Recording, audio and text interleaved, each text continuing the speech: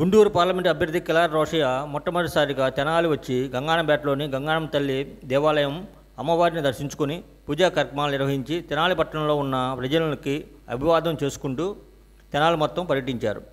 ఈ సందర్భంగా కిలారి రోషయ్య మాట్లాడుతూ మేము అధికారంలోకి వస్తే ఏం చేస్తాము అనే విషయాలపై వారు మాట్లాడారు.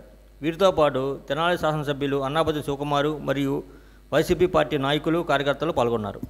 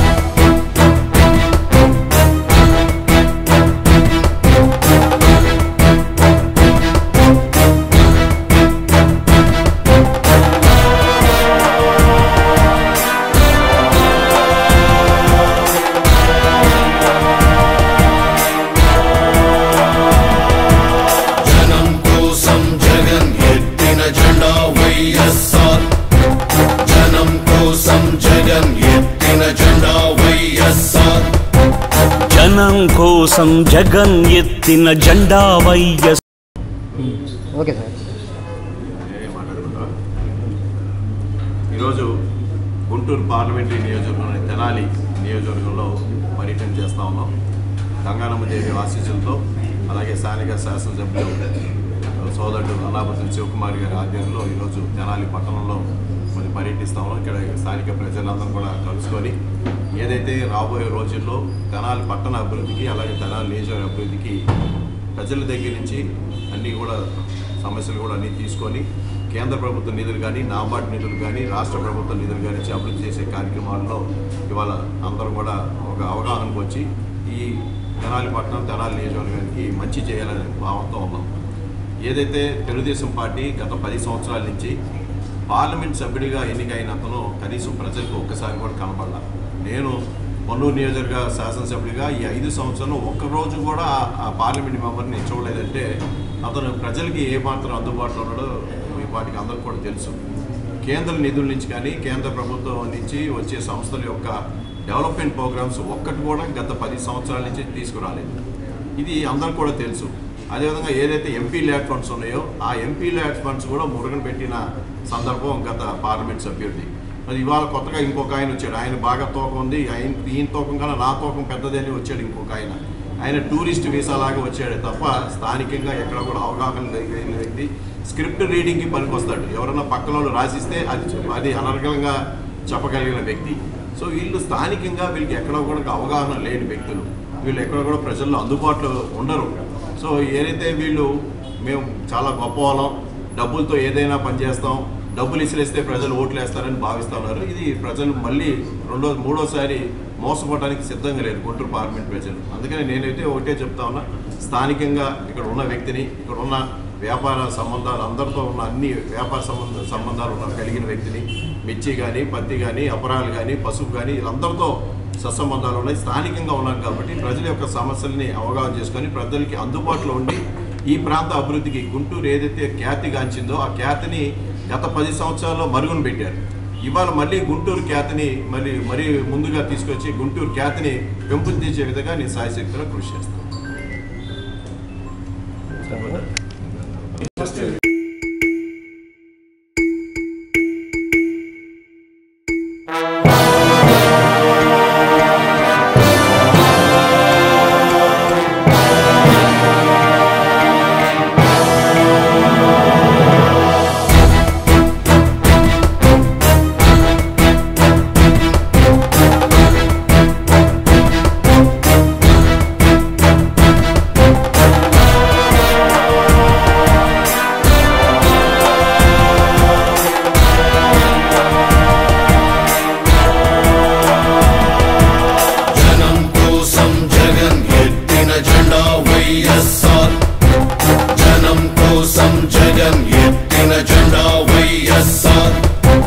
జనం కోసం జగన్ ఎత్తిన జెండా వైఎస్ఆర్, జనం కోరిన జగన్ ఇచ్చిన ఎజెండా వైఎస్ఆర్. కదలిరా కలసిరా ఉరికిరా. తెనాలి మున్సిపల్ మార్కెట్ కాంప్లెక్స్ నందు షాప్ నెంబర్ 6లో 24 ఫ్రోజన్ ఫుడ్ నూతన యూనిట్ని అన్నాపత్ని కార్తిక్ శ్రీనివాస్ పూజా కార్యక్రమాలు నిర్వహించి ఆ తర్వాత తెనాలి శాసనసభ్యులు గౌరవనీయులు శ్రీ అన్నాపతి శివకుమార్ చేతుల మీదుగా షాప్ని ప్రారంభించారు. ఈ కార్యక్రమంలో ముఖ్య నాయకులు, కార్యకర్తలు, అభిమానులు పాల్గొన్నారు.